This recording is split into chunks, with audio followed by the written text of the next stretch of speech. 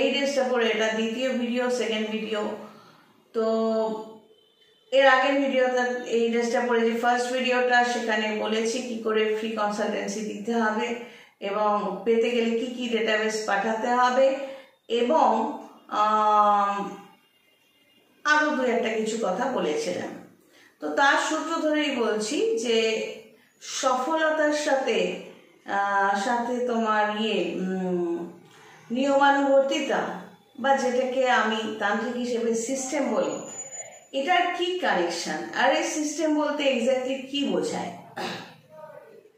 অনেক সময় আমি সিস্টেম কথাটা ইউজ করি, তো দু একজন কোয়েশ্চেন করেছে যে এটা নিয়ে একটু হলেও যেন আমি বলি। তো চলো, তোমাদের কথা রেখেই আমি জায়গাটা আজকে কিছুটা খোলসা করার চেষ্টা করছি। তো সেদিন একজনের সাথে, পুরনো একজনের সাথে দেখা হলো, কাস্টমারের সাথে। তো পাকা চুল, অ্যাজ ইউজুয়াল একটু বয়স হলে আজকাল সকলেরই চুল পেকে যায়। তো তার কিছুদিন আগে আরও একজনের সাথে দেখা হয়েছিল, তারও একই অবস্থা, খুব ক্যাজুয়াল, সংসারী মানুষ তো খুব ক্যাজুয়াল। তো আমার ব্যাপারটা আমি বলে রাখি যে এই ছোটোর থেকে মা বাবার সার্ভিস, তারপর ভাই আত্মীয় স্বজনের সার্ভিস, তারপর স্বামী, তারপর সমস্ত কিছু এসব করতে করতে না আমি দিতে বিরক্ত। আমি নিজের দুনিয়াটা সবসময় চেয়েছি, তো সেটাতে সকলেরই একটা আপত্তি যেন শো করতো। সবাই চায় পজিটিভ হয়ে কন্ট্রোল নিতে আমার উপর, চাইতো তাদের মতামত। এবার সেখানেও একটা ক্র্যাশ লাগতো। ধরো কেউ ক্লাস 8, আত্মীয়দের মধ্যে কেউ ক্লাস 8 পাস করেনি, বা কোনো রকম একটা পাস করে কোনো একটা চাকরি করছে, নলেজ কিছু নেই, সে যদি আলটাপকা একটা মাতব্বরের মতো কমেন্ট করে, আমি মেনে নিতে পারিও না। তুমি যখন একটা কমেন্ট করবে, তোমাকে সেই জায়গাটা সম্পর্কে জানতে হবে, সেই মানুষটাকে বুঝতে হবে, তবে তোমার কমেন্টের দাম অবশ্যই আমার কাছে আছে।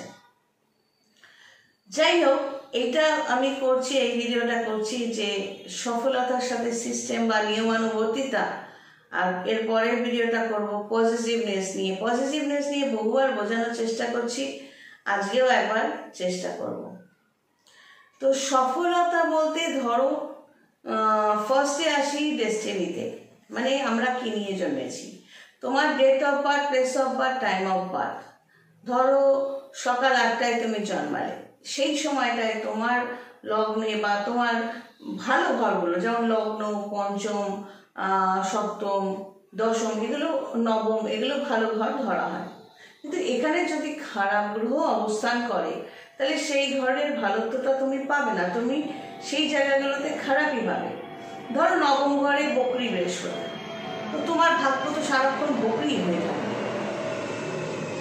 তো এটা, এই যে কর্মটা, বা তোমার দ্বাদশে বৃহস্পতি, যেটা আগেও বহুবার বলেছি, ষষ্ঠ, অষ্টম, দ্বাদশ ঘরটা আমাদের খারাপ ঘর। ওখানে যদি খারাপ গ্রহ থাকে, আরো খারাপ ফল মানুষ পায়।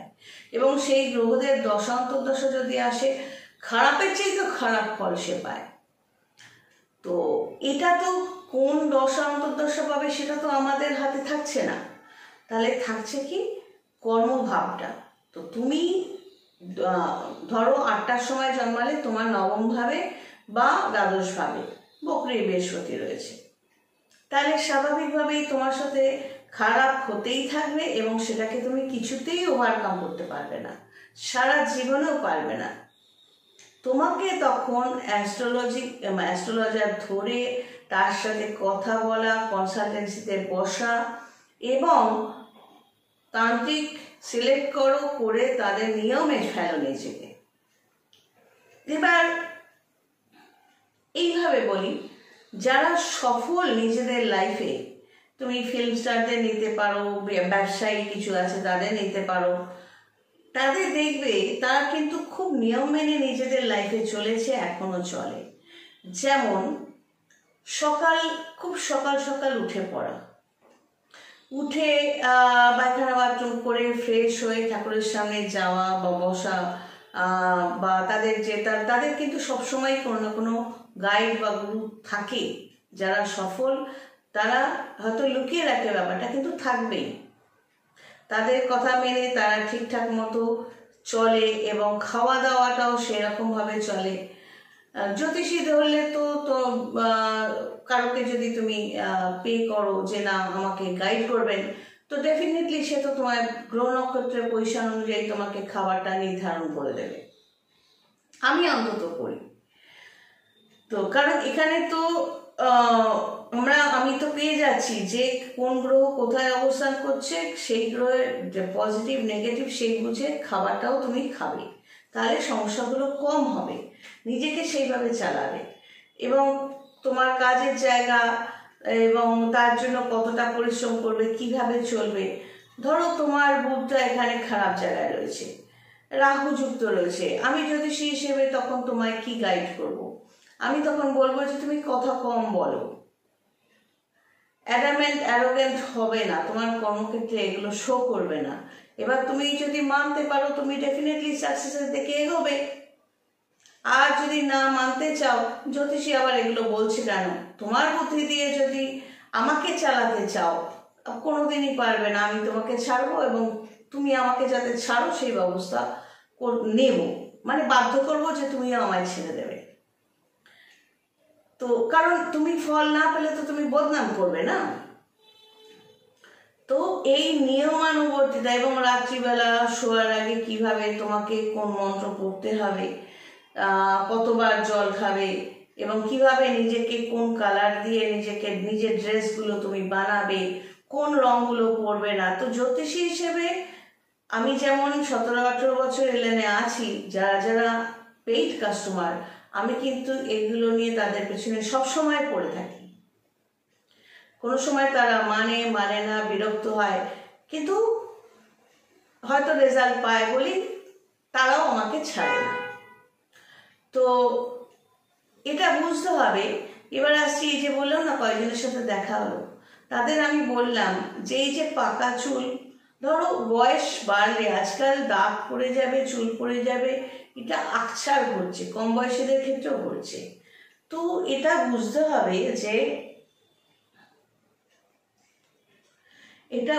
হবে যে আমি যে তাকে বললাম আপনি চুলে কালার করবেন, বললেন উনি এটা তো অনেকটা সময়ের ব্যাপার। আরেকজন বললেন দূর দাগটা পড়ে গেল, বাঁধাতে হবে। আমি বললাম এটা মাথায় চিন্তার মধ্যে ঢুকাবেন না, বয়স হলে এগুলো সমস্যাগুলো হয়। আপনি সমস্যা মনে করলে সমস্যা, আপনি যদি সহজভাবে নেন তাহলে খুব সহজ। এবার ড্রেস কালারটা মেনটেন করা, চুলে কালার করা, টিপটপ থাকা, পরিষ্কার পরিচ্ছন্ন জামা কাপড় রোজ পরা, আন্ডারগার্মেন্টগুলো পর্যন্ত, মানে জাঙ্গিয়া বা ব্রা প্যান্টি এটসেট্রা, কোনো কিছু বাসি না পরা। দরকার হলে নিজেরটা নিজেকে করতে হবে, নিজের থালা প্লেটটা নিজেকে ধুয়ে নিতে হবে। এইভাবে এই যে নিয়মানুবর্তিতা, এই যে চুলের কালারটা করার কথা বললাম, পরিষ্কার পরিচ্ছন্ন থাকার কথা বললাম, এতে কি হয়, এটা এই যে সে নেগেটিভটা কেন করছে, সে যে আফসোস করছে বা তার চুলের কালারটা ফেড হয়ে গেছে, পাকা চুল বেরিয়ে গেছে, তার সে কেয়ারফুল নয়, সে নাকি সময় পাচ্ছে না, এই যে ম্যাটারগুলো, এগুলো তার মানে সেই সময়টায় তার শুক্রটা নেগেটিভ হয়ে রয়েছে। হয়তো দেখা যাবে তার ছকটা সেই মুহূর্তে যদি বসি, দেখা যাবে সেই মুহূর্তে শুক্রকে রাহু দেখছে বা কেতু দেখছে বা শুক্রটা বকরি হয়ে রয়েছে। সেই জন্য সে এই সাজগোজের ব্যাপারটা কেয়ারলেস, সেই জন্য একটা দাগ পড়ে গেছে বলে সে আপসেট হয়ে যাচ্ছে। শুক্র মানে শৌখিনতা, পরিষ্কার পরিচ্ছন্নতা, মানে শুক্র যদি পজিটিভ জায়গায় থাকে বা তোমার ছকে পজিটিভ রেজাল্ট দেবে এরকম ভাবে থাকে, তো ডেফিনেটলি তুমি নিয়মানুবর্তিতার মধ্যেই থাকবে। তুমি পরিষ্কার পরিচ্ছন্ন খাবার খাবে, পরিষ্কার পরিচ্ছন্ন জামা কাপড় পরবে, পেট প্রতিদিন পরিষ্কার হবে, তোমার মধ্যে গ্লো এমনিই আসবে। শুক্র যদি ভালো থাকে, শুক্র সৌন্দর্যের প্রতীক, পজিটিভ শুক্রর কথা বলছি, তো স্বাভাবিকভাবেই তুমি নিজের সম্পর্কেও কেয়ারফুল থাকবে এবং তোমার ফ্যামিলির অন্যান্য কেউ যদি সদস্য তোমার উপর নির্ভর করে তাদের নিয়েও তুমি যথেষ্ট কেয়ারফুল থাকবে। কেয়ারফুল মানে কিন্তু পজিটিভনেস নয়, সেটা নিয়ে আমি পরের ভিডিওটা করছি। যদি আমাকে ভালো লাগে অবশ্যই দেখো এবং বোঝার চেষ্টা করো। তো শুক্র আমি বুঝলাম সেই মুহূর্তে তার ভেনাস বা শুক্রটা ডাইভার্ট হয়ে রয়েছে, সেই জন্য সে এত কেয়ারলেস ভাবে তার দিনগুলো কাটাচ্ছে কি না তার মনে হচ্ছে অনেকটা সময় লাগবে। না, আজকাল তো আমি নিজেও কালার করি, তো খুব একটা সময় লাগে না, 10-15 মিনিট কালার রেখে আমি শ্যাম্পু করে ফেলি। তো কয়েকদিন হলো কালার করতে পারছি না, চুলটাও উঠছে। জলের জন্য হতে পারে, কাজের জন্য হতে পারে, বৃষ্টির জন্য হতে পারে, তা নিয়েও আমার কোনো মাথা ব্যথা নেই। চুল কমছে বলেও আমার মাথা ব্যথা নেই, আমি কখনোই উইগ পরতেও যাব না। আর দাঁত যে কটা গেছে আমি বাঁধাতেও যাই না। তো এগুলো বয়সের সাথে সাথে খুব নর্মাল ব্যাপার। তুমি নিজেকে দেখবে যখনই তুমি কেয়ারলেস থাকছো বা নিজেকে তুমি নিট অ্যান্ড ক্লিন রাখছো না, সাজিয়ে গুছিয়ে রাখা মানে মেয়েদের ক্ষেত্রে আমি বলবো এই না যে তোমার গায়ের রং শ্যামলা, তুমি এতটা ড্রেস পরে ঢাকাঢুকি দিয়ে বসলে আর এই পর্যন্ত তুমি সাদা মেকআপ করে রইলে, হ্যাঁ হাতের কালারের সাথে মুখের কালার গলার কালারের কোনো মিল নেই, না না ওই সব মাখার কথা বলছি না। পরিষ্কার পরিচ্ছন্নভাবে নিজেকে সাজানো যায়। আমি যেমন কিছুই মাখিনি, পরিষ্কার পরিচ্ছন্নতা আছে যাতে তোমাদেরও আমাকে দেখতে ভালো লাগে। একটু লিপস্টিক করলাম, একটু কাজল করলাম, অন্যান্য সময় আমার সময় হয় না কাজল টাজল করার। তো যাই হোক, এটা হলো শৌখিনতা। আমি যেখানে বাস করি সেই জায়গাটাও যারা যারা এসেছিল সবাই জানে খুব টিপটপ রাখতে পছন্দ করি। অনেক দামি জিনিস রাখি না, অনেক কিছু রেখে ঘর ভরিয়ে ফেলি না, যেটুকু প্রয়োজন সেটুকুই রাখি। রেগুলার পরিষ্কার পরিচ্ছন্নতা মেনটেন হয়। ভগবানকে দেওয়াটাও একটা নিয়মানুবর্তিতার মধ্যে পড়ে। যে মানুষ বা যে বাচ্চারা বা যে ইয়াং এজের পাবলিকরা ছুটির দিন বলে 10টার সময় গড়িয়ে উঠছে বা কোনো নিয়মানুবর্তিতার মধ্যে নেই, পড়াশোনাটাও ঠিক মতো করছে না, চেঁচিয়ে কথা বলছে, যে কোনো একটা কাজ করছে, বাসন রাখছে সেখানে আওয়াজ হচ্ছে, তোমার জুতো এনে ফাটফাট করে ছুঁড়ে রাখলো, গুছিয়ে রাখলো না, এগুলো কিন্তু যারা করে কথায় কথায় চেঁচিয়ে কথা বলছে, তো বা কারো সম্পর্কে খারাপ কথা বলছে, নেগেটিভ কথা বলছে, নেগেটিভ ভাবছে, এগুলো সবই নেগেটিভ শুক্রর রিফ্লেকশন। তোমাকেই অ্যালার্ট হতে হবে, আজকে আমি বলে দিলাম। তো এগুলো এই জন্য আমার পেইড কাস্টমার হতে গেলে আমি অনেক প্রশ্ন করি। এবার স্বাভাবিকভাবেই সাধারণ মানুষ একটু হকচকিয়ে যায়, কি রে বাবা এত হিস্ট্রি এত কিছু প্রশ্ন কেন করছে। না, তোমাকে বলার আগে তুমি date of birth, place of birth, time of birth তো দিচ্ছ, তার সাথে আমার তো মেলাতে হবে। তুমি তোমার ভাগ্যটা জানার জন্য যদি আমায় পে করো, তো আমি ঠিক জায়গাটা তোমায় বলতে গেলে আমাকে প্রশ্ন করতে হবে। তুমি কটায় ঘুম থেকে ওঠো, কি করো না করো, কি খাও। এবার তুমি যদি আমাকে ঠিকঠাক ডেটাবেস না দাও, ডেফিনেটলি তুমি উত্তরটাও ভুলভালই পাবে, তাই না?